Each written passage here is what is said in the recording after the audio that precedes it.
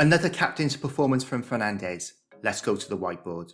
We know the drill from City. Stones, pushes up to create City's box midfield and subsequent overload. However, Guardiola has evolved this in recent weeks. Instead of creating the overload centrally, Silva goes out to the left, either on the underlap or overlap to create the wide overload.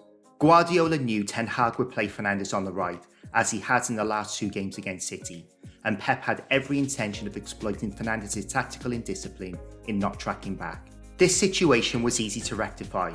Instead of Fernandes standing on Guardiola, he just had to drop back one and take either Grealish or Silva, but this really happened. Now, you could point the finger at Ten Hag for not tweaking this, which is a fair point, and ultimately the buck stops with him. But forgetting about tactics for a moment, from an integrity perspective, how can Fernandes stand up the field, watching his teammate and fellow countryman get rinsed by 2 top players in Grealish and Silva? This is the problem Eriksen had with Fernandes not managing Silva. He gets dragged out of midfield to pick up Silva. He then goes back in to pick up Alvarez.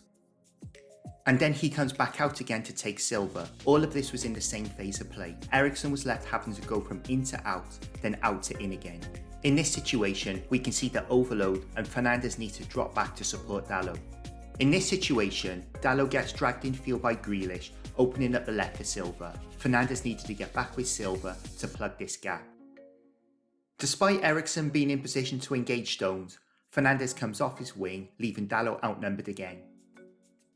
Despite what happened in the first half, Fernandes is again too far in field, leaving Dalot in another 2-on-1. I promise you this isn't the same clip. With McTominay engaging the ball, Fernandes has to get back to support Dalot. The reality is, Fernandes was perfectly happy to stay up the pitch, watching Dalot get the arse ripped out of him. Other aspects of his defending were appalling. He has Guardiola boxed in here, but a powder puff tackle and City are away down the left again. Here, Fernandes has Guardiola in a good position, but Guardiola goes past him as though he isn't there.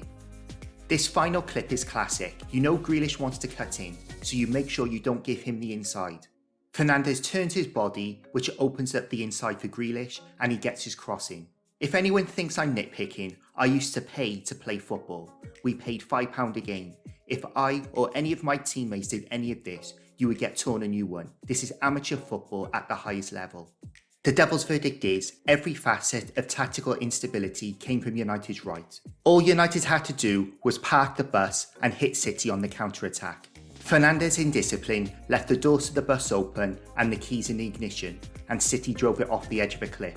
On Match of the Day 2, Danny Murphy said, "I don't think there is enough repercussions for the players who don't do the work." In my opinion, Fernandes is top of that list. And I said this before, worry more about what players are doing or not doing on match day, opposed to what players are doing or not doing on the training field. Thank you for watching, and I'll see you in the next one.